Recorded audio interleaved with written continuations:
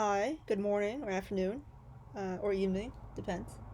So, my name is Ending. I am the president of the Dataviz Society of UCL for the 2021-22 words. Yeah, for this academic year that we're in right now. So, I'll be here for a few months, hopefully replaced soon by someone who is very capable. And so today I'm just going to introduce kind of what our society is about.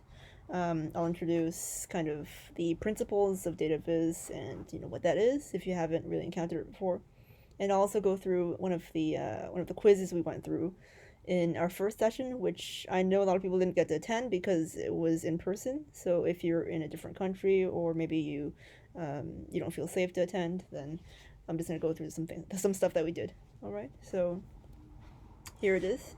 Let me get started. I'll just share this presentation.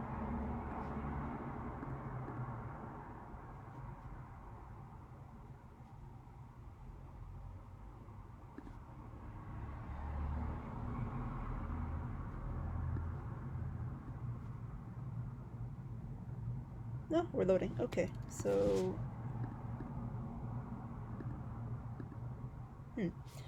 this is an intro to Dataviz Society, and we have just been established. Actually, you know what? Never mind. Sorry, ignore me or ignore that. So what is data viz? I have here two definitions from different sources.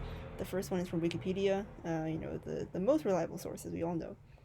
This is an interdisciplinary field that deals with the graphic representation of data. So graphic, that's visual. So anything that is drawn, it's coded, or made with digital means, or made with hand illustrated means.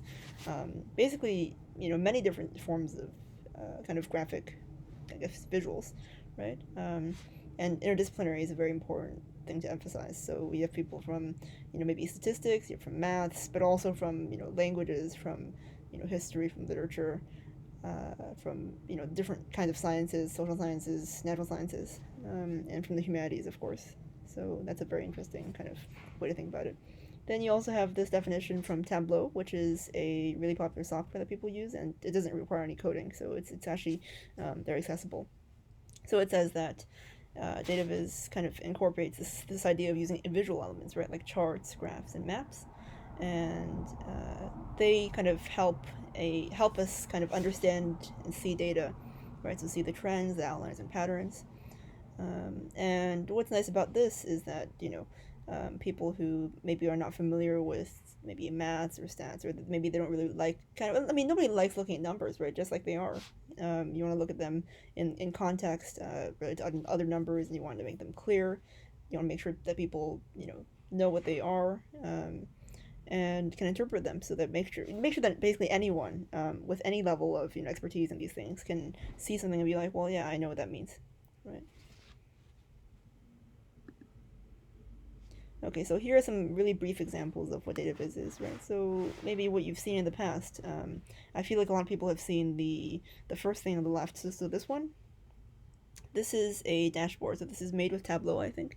And as you can see, you have like these various different charts. So you have like, I feel like there are 10 here, a lot of them.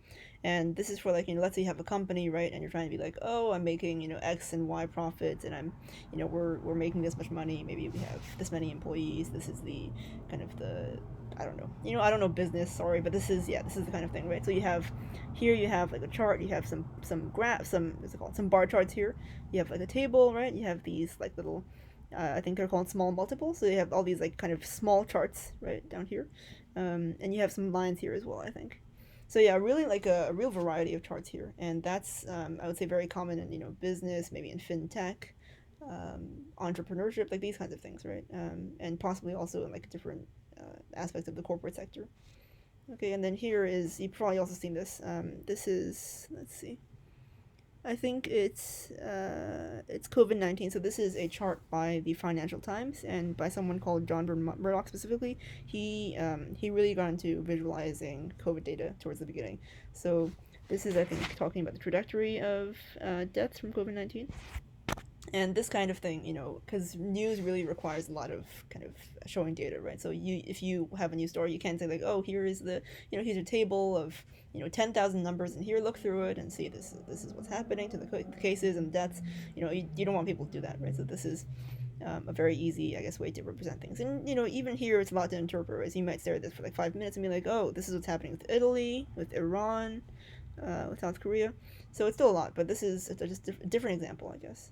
Um, and then here you have examples from something called, so basically a project called Dear Data. And so Dear Data was a project a few years ago that was done by two data designers, or I guess artists. I don't know what they might call themselves, but one of them Italian, I think by origin, but both of them were I think were in the U.S. or actually maybe not, might have been in the U.K. as well. So yeah, so one of them was in the U.S., the other one was in the U.K. And they were both basically kind of on this journey to send each other postcards, maybe every week or every day. I've forgotten.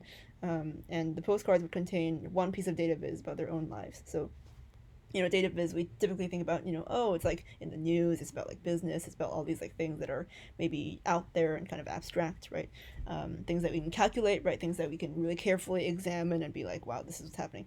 But also, it can be about our lives. So it can be, what did I do this morning? How much did I sleep? What did I eat? Did I cook? Was there traffic in the morning? What was the commute like? Right? Did I send any postcards? All this kind of stuff. Like, how much did I walk? Was I able to scale some elevation, let's say?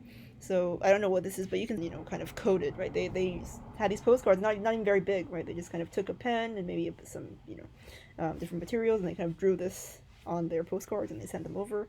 I think it's a really cool project. This kind of discipline is called data humanism, right? So like a humanist approach, right? Instead of having all these things called big data, right? So you have big data, you have all of these Google searches, Twitter, these like many data points, right? That people that encompass like huge populations of people. Whereas this is like a very individual thing. So it's like almost called small data, right? So your own data, my data is my own. So it's very small technically, but even that is impactful, right? So I'm just rambling now. Okay. So at the bottom here you have a series of 3D, like kind of a 3D map thing, and this is by someone in the U.S. called Sean Conway. He's very much an expert, I think, in rendering these maps, and I think they're very cool. So here you have like the different terrains of the world, right? You have the ocean, you have the kind of the elevation, right, as you can see. So yeah, this is kind of like a very beautiful thing, I think, and possibly also useful. But I think in this case, it's probably very much for beauty, right? You see all these like really, really detailed, really nice colors, and they look very nice. This is the kind of thing that does require some software, but back in the day, people didn't use software, so I'm sure it's also possible to do this without coding, without software. That's just an example, and obviously you see maps everywhere, right? With Google Maps, you can draw maps yourself, very simple maps that don't have any terrain or any colors in them. So yeah, that's just a very basic example, or well, not here. It's not basic at all, but you know. And then to the right, you have this example from someone called Mona Shalabi, and she is a kind of illustrator and designer based in the States, I believe, as well. I think she did some work for some news agencies a while ago, but she basically does a lot of like illustrations of kind of data related topics, and she uses basically symbols and images, right, to convey data. So here you have number of years with a female head of state. So you can see Bangladesh is leading the way. I'm sorry if I'm pronouncing them wrong. And this is like I guess a form of database that you might not think of, right? Because it's like it's not conventional. Because normally you just say, oh, here are bars, and I'll just put bars, and they'll be kind of aligned in an order. But this does make it more interesting, and you can still understand what's going on, right? It's not that just because she's added some hands instead of bars or some fists that it's harder to understand. I would argue. You can say like, oh, Finland has had maybe 11 years of a female leader, and Bangladesh has had more. So yeah, this is also a very interesting kind of example, and I would argue that this is maybe more accessible to people who don't feel like coding, or they don't feel like using a computer to do things, which is fine. Yeah. Okay, so I want to talk about why UCL Society for this, right? Because it's quite a niche topic, and it's something that a lot of people, that they may be curious about, but they haven't taken classes in it. For example, they haven't seen it a lot in life, across university. So basically, I was thinking that, well, I guess more than just me, but obviously this is just an idea.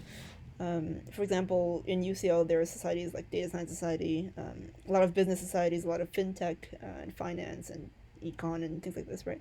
And a lot of, I think, StatSoc as well, and medtech and all these different, I guess, technology-related societies that deal with data, right? They deal with a lot of science and data, and they're very important, right? But then taking the kind of going from the data and the technical aspect to this the storytelling of the data and making the data very artistic and creative, that's something that is very challenging to do, I think. And especially if you're not of the discipline, for example, if you're not studying stats, if you're not studying, I don't know, data science as a discipline, you're not studying medicine, you're not studying, biomedical science, for example, you might not have the chance to be exposed to these things, right? And luckily enough, I'm on a course where, like, it's kind of somewhat embedded in the course that, I know how to, for example, like, oh, I can make a bar chart because I actually need it for my assessment, let's say.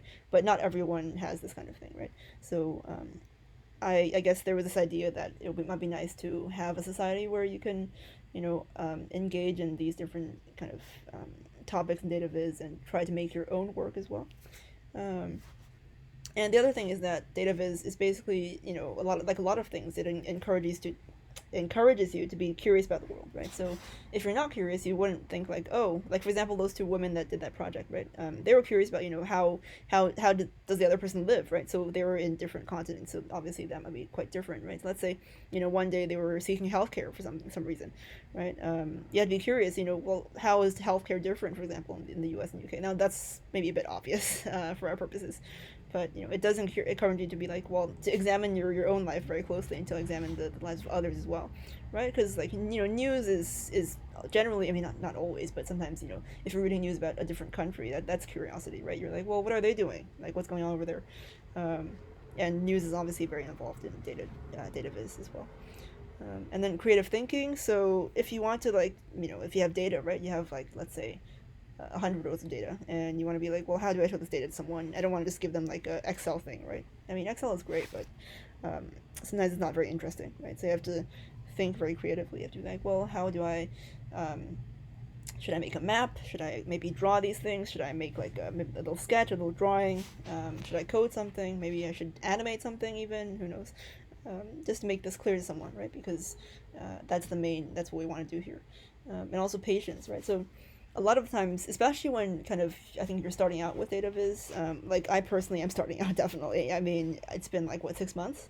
And when you're starting out, it's very hard to kind of, sometimes you have to have like a lot of patience, right? So for example, I think I stood up for like multiple nights until like 5 a.m. because I had to like collect all this data manually, right? Because sometimes, if you're not able to, like, use like an app that scrapes everything from, as in scraping, as in, getting all the data from the websites that you want to use, then you just have to copy and paste, right, into your own kind of spreadsheet or whatever it is. So that takes a lot of time, and you have to be like, even if that does take a lot of time, you have to be like, well, maybe, I'll wait for the end result, right, and then I have to be patient for that. So that's really a great thing as well. And also, of course, if you want to be, if you want to excel in Dataviz, you have to have a bit of an eye for design. Now, that doesn't mean that, you don't have to have like a degree in fine art or even having art in high school, right? That's not really the case. But I think the usefulness of having like this kind of idea of what people want to see, right? What people think is good design, for example, is very important. And you can also learn coding if you want to get in Dataviz, and you don't have to, of course, but let's say if you're already in a degree which kind of supports that kind of learning, like Python or MATLAB, I think Stata does this, or of course, all these languages, right? Then you might be like, well, I want to learn this, and it's often kind of very much embedded within these softwares that you can code a chart, you can code a map, and it's sometimes not always like it's not always a really a big step to go from, whatever you were coding before to coding Dataviz. Right. And finally, of course, for everyone, I think communication is a really important thing to build, and that really is built through Dataviz because, again, it's a very wide. Even though it's a niche field, it's very wide. So you can kind of communicate with a lot of different ways. You can kind of make the chart, obviously, but then you can also explain the chart in your own words. You can kind of give a presentation about that. You could like label the chart and make it, make a title, make a subtitle. Maybe even design a poster that is around, like, surrounding this one chart that you just made, or this one map, or whatever it is, right? So there are many ways to communicate through data and through Dataviz. Okay, so when we were doing this in person, we introduced our committee, and obviously here we can't. I mean, there's just me right now recording this, but so right now we have me. I am your president, so you can always get in touch. We also have someone called Alessia. She is our. By the way, sorry, I use she her pronouns. Alessia, she is our treasurer, and she is studying natural sciences, and she's graduating this year from a BSc. We have Truan. He is a social sec. Well, not a. He is our social sec, and he's also he's graduating next year, I think. He's doing a master's, kind of a combined integrated master's in applied medical sciences, and we also have a welfare officer named Yohara, and she is in a final year of a geography degree with data science, a BSc as well. And we also have someone, Susanna, who is not in London at the moment, but will come at some point very soon, and who uses she/they pronouns. And Susanna is our marketing person for mostly Facebook and Instagram. So yeah, this is a small team so far, but very exciting. And I think they're all really super qualified. They're really I wouldn't even say that because obviously it's hard to feel qualified because we're all very new to this. But I think they're really really enthusiastic and so bright and talented. So yeah, it's amazing. Okay, so I'll just go through this a bit faster because I just keep talking. We're planning some workshops around Dataviz, so we're planning. This is maybe the main event, the main kind of main purpose, right, of the society. Talking about how to make your own charts, and that's with maybe softwares. It could be with hand illustrations. So like maybe you want to just like bring a notebook with you, be like, oh, here I'll sketch this and I'll try to make this. That could be with coding, and doesn't have to be, of course, but people are interested. And it could also be, yeah, it's basically all sorts of things. It might also help, like, kind of help you explore different chart types, like things like bar charts and area charts and line charts. These are very common, right? You see them all the time in the news, and maybe even in your like academic work, right? Um, but then there are like other things, right? Like for example, maps you might not see as often if you're a geography. If you're a geographer, yes, you might. But things like more kind of more new chart types, things that are animated, things that are presented in different ways. Those are not as common. So yeah, we're planning to do some workshops around that, and they might be bi-weekly or weekly depending on on need and on availability and things like that. And also, I guess how enthusiastic you all are about these topics, right? And then also events from speakers outside of, well, they could be inside of UCL as well, but kind of outside the committee, right? So people who are experienced like in map making or cartography, people who have done data journalism, like I showed you before with the FT, people who design and do data visits, their kind of main work. So people who maybe work for companies where their role is like head of data viz, right? And that could be like a whole thing about what tools they use and how they become kind of interested in this and how their career progressed. And I think it's always very interesting to see these career options, because I myself, like, I never thought that this would be a career option, right, until I kind of looked into it a bit more. And then also socials, right? So we had a social just on Thursday, January 20th, and that was kind of a fun thing, just a little gathering in person, with some food, and I think people really like the food. It's very important, obviously, and some fun and some chatting between us so that we can meet each other.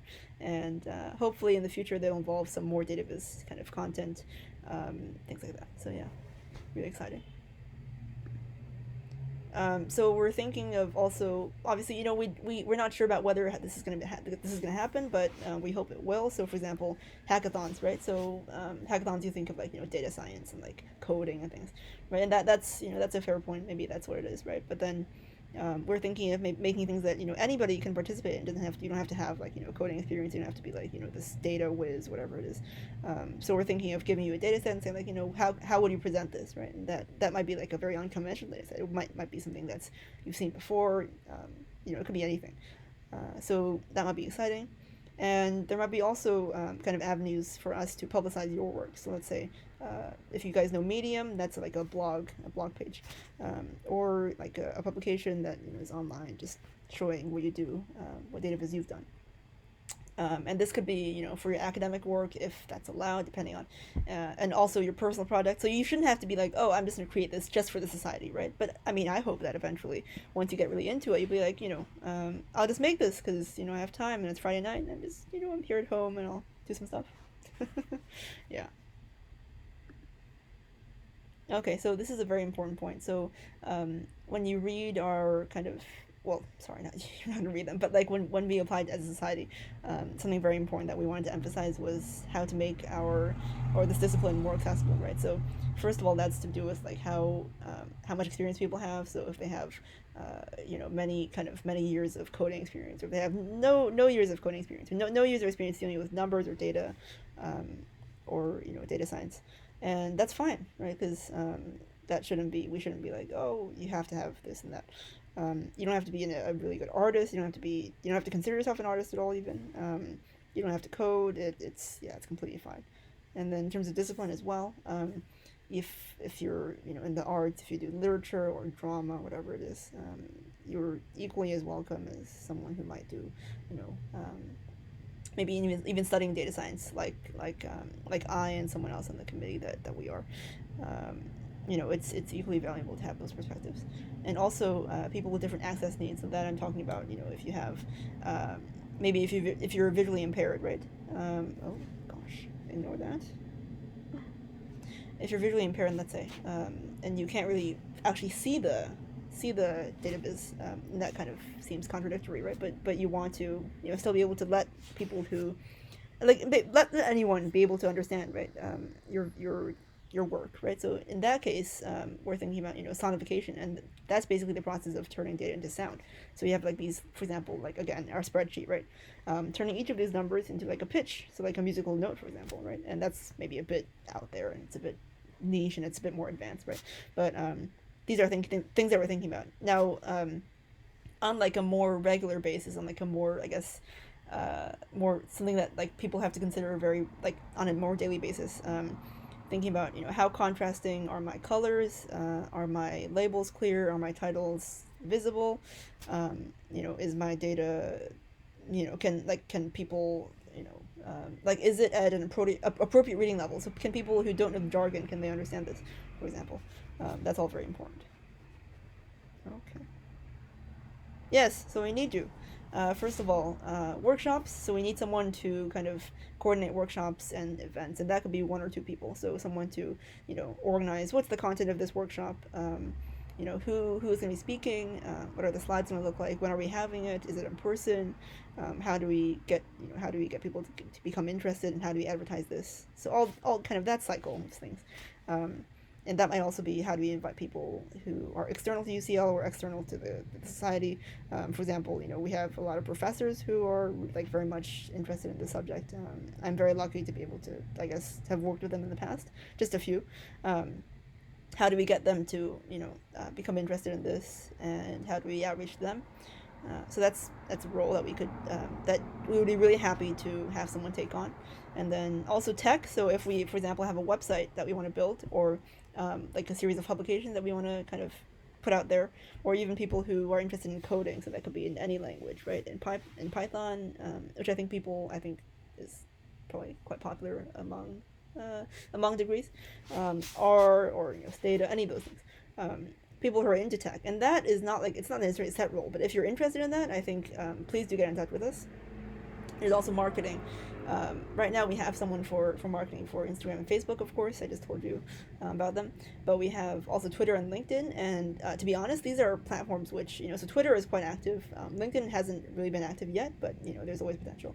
So, because I know that LinkedIn is always, obviously it's a different thing, right? It's like, you look into that for careers, you look into that for like, linking up with people, being like, learn from your experience and all that. So if you're into if maybe you have some experience with Twitter or LinkedIn, then please do get in touch. And the Dataviz community is also very active on Twitter, and it's really nice to see. And also, if you want to, you don't want to do marketing or anything, you're not interested in the website, you don't really, maybe you don't, hopefully you care, but maybe you're not into, organizing events and workshops. You want to still share your Dataviz expertise, or maybe you had a really exciting project you want to share, then get in touch. be really happy to have you, maybe even virtually, talking about what you're interested in and what you've done that might be inspiring to others. Yeah. Okay, so here are some links. So we have Instagram, we have Twitter, LinkedIn, and Facebook. We have an email, so we check that. I would say at least once a week. Hopefully, actually, should be more. Should be more. But yeah, definitely send us an email if you'd like. We also have a YouTube channel, which hopefully this video will go on very soon. But yeah, we are just getting started, and that's fun. Yes, also become a member. So if you want to join us, go to the UCL Students Union. I'm assuming you're all UCL students, so you can just go on there and log in, and find us on the I think Society's directory. So if you search UCL Data Visualization Society, and that's with like visualization with an S instead of a Z. So let me just go. Where is it? Yeah. So if you see in this email address, right, you have SATION. Yeah, so make sure to get that right. That is our kind of web page on the Students Union website.